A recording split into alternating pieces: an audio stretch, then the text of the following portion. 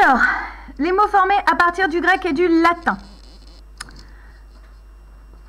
Si je regarde ces mots-là, on va déjà essayer de voir si vous arrivez à trouver les mots d'origine. Un mot d'origine à l'intérieur, on va dire le chef de famille presque.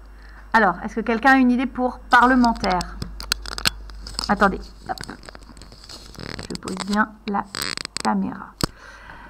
Oui, Lucie, parle fort. J'ai pas entendu. Il y a le verbe parler, exactement. Ok, alors ensuite, aboutir. Oui.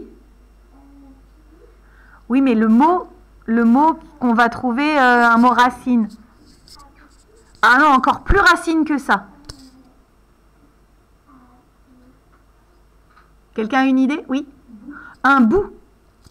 Aboutir, c'est arriver au bout de quelque chose. Poissonneux. Théo. Le poisson. Inflammable. Oui. Une flamme. Étonnement. Nelson. Étonné. Dramatique. Lily. Un drame. Adoucir. Doux. Vous voyez, on a formé ces mots à partir d'un mot, j'ai envie de vous dire un mot étiquette, un petit mot base en fait, et puis ensuite on l'a augmenté, il a été transformé et effectivement on a pu faire plein d'autres mots de la même famille. D'accord? Bien. Ensuite, ici vous avez 1, 2 et 3 définitions. Alors, je vous laisse regarder pendant quelques minutes et je voudrais que vous me disiez ce que vous voyez. Hop. Alors, ce que je vais faire, c'est que je vais éteindre la lumière parce que je trouve que on ne voit pas super bien en fait. Donc, réfléchissez à ce qu'il y a en commun entre ces 3 mots, ces 3 définitions.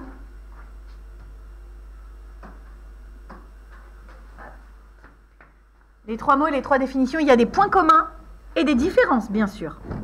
Alors, c'est parti. Nelson, qu'est-ce que tu vois en commun?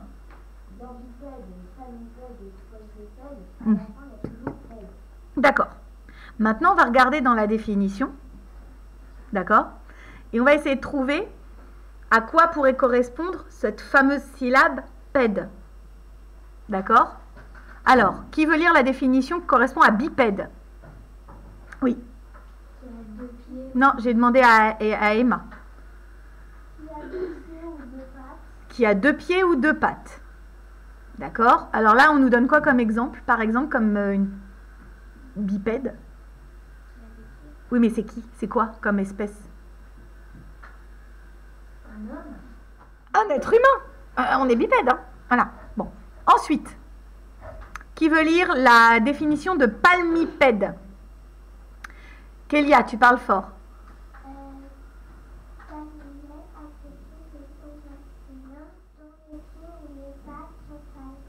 Dont les pieds ou les pattes sont palmés. Exactement. Un palmipède, vous en connaissez un autre à part le manchot? Ouais. Le canard. Il est palmipède, hein? D'accord. Oui. Oui, l'ornithorynque est aussi un palmipède. Ornithorynque, c'est un mot latin? C'est une bonne question, ornithorynque. Il faudrait chercher son étymologie. Ça, on va voir comment on peut trouver l'étymologie des mots après. D'accord? Non, tu trouves normalement sur un dictionnaire aussi. Et c'est écrit éti, E-T-Y. Et puis ensuite, tu as GR pour grec, lat pour latin. Tu peux avoir ar pour arabe. Tu peux avoir jap pour japonais ou pour chinois. Bref, tu peux avoir plein de choses différentes. Ensuite, on continue. Quadrupède, quadrupède. Qui a 4 pattes. Bon, alors, on a bipède, 2 pattes. Palmipède, patte palmée. Ou pied palmé. deux pattes ou deux pieds, deux pattes ou pattes ou pieds palmés, pardon, et qui a quatre pattes. Alors, à quoi correspondrait cette partie du mot qui est le mot, enfin la syllabe pède, les syllabes pèdes? Théo? Pied ou patte. Alors maintenant, reste à savoir à quoi correspond le reste du mot. Bipède, deux pieds ou deux pattes. Palmipède, pattes palmées ou pieds palmés. Non, pattes palmées, parce que les pieds palmés, ça n'existe pas. Quadrupède, quatre pattes. Donc si j'ai retiré la partie qui correspond à pattes, que veut dire quadru ou quadri éventuellement? Kélia? 4. Palme. Palme, c'est palmé, oui. Je pense plus que c'est palmé. Et bi.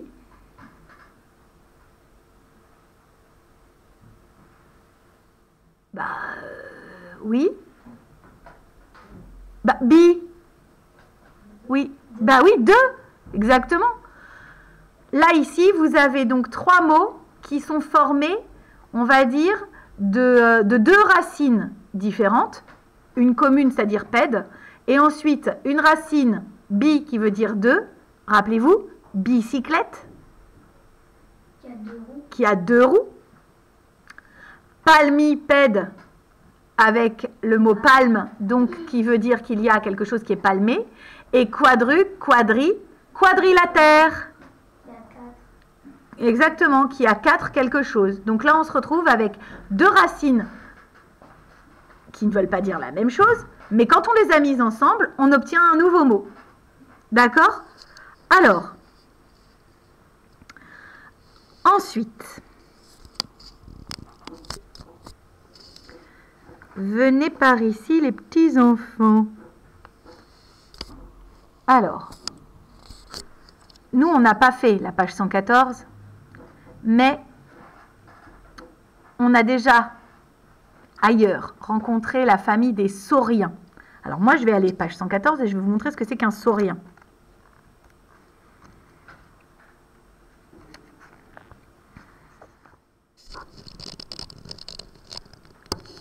Lui, il est de la famille des sauriens. Ok? Ça ressemble à quoi cette chose-là? Vas-y. Un gros lézard. Alors ça, c'est un varan. D'accord? Vous pouvez avoir les iguanes, vous pouvez avoir les dragons de Komodo. Vous avez tout un ensemble de sauriens. S-A-U-R-I-E-N-S. Ok? Bien. Alors, maintenant, regardez bien. Vous avez une liste de mots.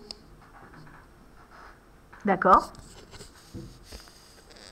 Qui veut lire cette liste de mots?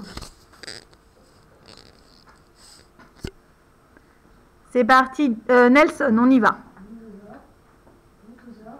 Est-ce que tu peux parler un tout petit peu plus fort, s'il te plaît? Tyrannosaure, Stégosaure, Séismosaure, Dromaéosaure. Oui. Bienvenue à Jurassic Park. Alors, on y va. On vient de vous dire un truc là. Vous savez que c'est de la famille des sauriens. On retrouve Zor. Enfin, nous, on le dit Zor, parce que là, ça se prononce Zor. Mais effectivement, c'est les sauriens. On ne dit pas un zorien. D'accord? Bon. Et on vous indique dans la petite A que Soros, ça vient de quelle langue ancienne? Oui, du grec ancien. Et qu'est-ce que ça veut dire Soros? Ça veut dire lézard. Donc ça veut dire que déjà, si je retire le préfixe, qui doit certainement avoir un sens, parce que sinon, ils ne s'appelleraient pas tous de façon différente. Hein? On dirait dinosaure pour tout le monde et on ne s'embêterait pas avec des noms spécifiques. Là, pour le coup, dans dinosaure, par exemple, c'est le mot le plus basique, on va dire. Je retire dino, il me reste zor, ou sor, de Soros. Donc ça veut dire qu'un dinosaure, ce serait dans la famille des... Oui, dans la famille des lézards. Maintenant, ce qui va être intéressant, ça va être de savoir déjà pour quelle raison on a changé le préfixe, on a gardé le suffixe zor, mais pour quelle raison? Ça veut certainement dire quelque chose. Alors on va aller checker un tout petit peu en dessous. Regardez. Dénos, déinos, c'est en grec aussi, signifie terrible. Donc, le vrai nom du lézard terrible, c'est quoi? Vous cherchez parmi cette liste.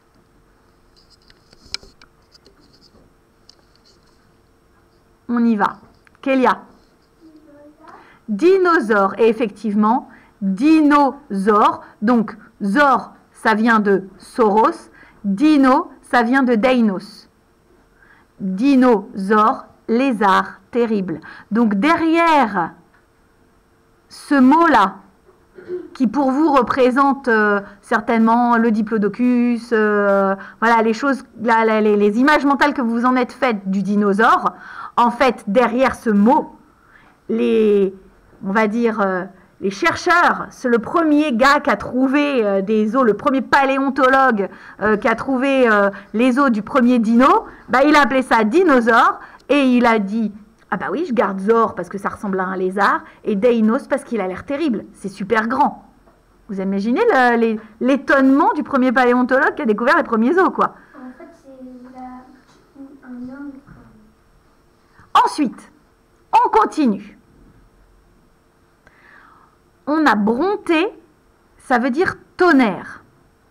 Donc, que signifie le mot brontosaure? Vas-y. Ben, brontosaure. Il y a deux morceaux dans le mot. Hein. Oui. Lézard du tonnerre. Ensuite, tyrannos, ça veut dire maître absolu. Je vous rappelle qu'un tyran, c'est une personne qui oblige tous les autres à faire exactement ce qu'il veut. Même les contraindre sous la force, d'accord? Tyran, un tyran, ça vient aussi de tyrannos. Et là, on a tyrannos, maître absolu. Que veut donc dire tyrannosaure? Oui. Pas le roi. Maître absolu des lézards. Voilà. Stégos, c'est le toit. Comment s'appelle le lézard au dos recouvert de plaques osseuses?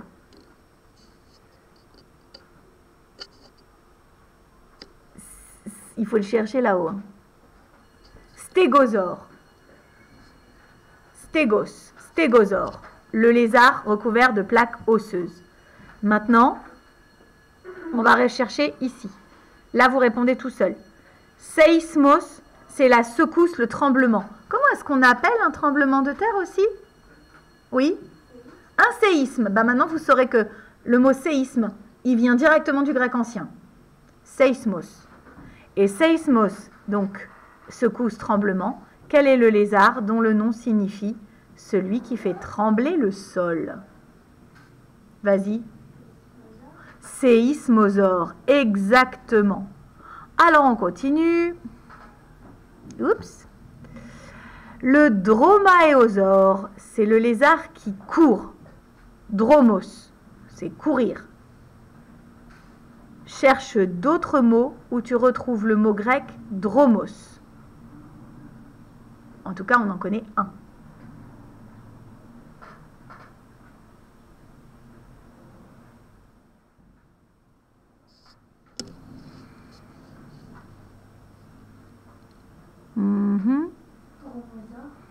Ben, là, le dromosaure, on vient de le dire. Le dromaéosaure, c'est le lézard qui court. Mais est-ce que vous connaissez d'autres choses où on utilise drome? Alors, dromadaire, je ne sais pas si ça a un rapport direct, mais nous irons chercher. Mais moi, je ne pensais pas à ça. le dromadaire peut-être qui court. Hein. Oui, non, mais c'est très très possible. Hein. Je chercherai, promis. Mais alors, vous n'avez pas d'idée? Un hippodrome, ça vous dit quelque chose? Ah, et qu'est-ce qu'on y fait courir sur un hippodrome? Des chevaux, des hippos. Hippos, c'est du grec aussi, et c'est un cheval. Et l'hippodrome, c'est là où on fait courir des chevaux. D'accord?